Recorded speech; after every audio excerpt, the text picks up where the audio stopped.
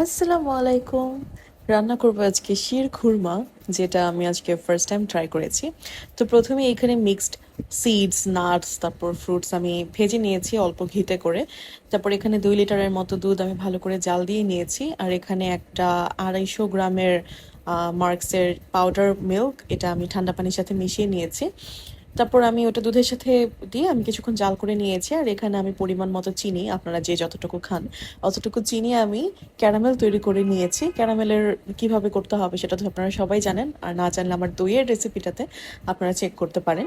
এরপর এখানে ক্যারামেল পুরোপুরি হয়ে যাওয়ার পরে সেখানে আমি দুধ দিয়ে দিয়েছি।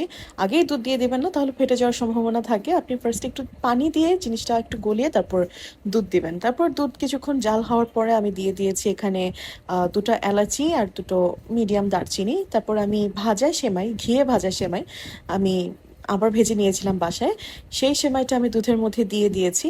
তারপর সেমাই যখন সেদ্ধ হয়ে গেছে ওই সময়টা আমি যতগুলো ড্রাই ফ্রুটস ছিল, আমি অনেকগুলো ড্রাই ফ্রুটস দিয়েছি। আপনারা যদি ড্রাই ফ্রুটস এত না দিতে চান, আপনাদের চয়েস যেগুলো যা আছে বাসায় আপনি সেটাই দিতে পারেন।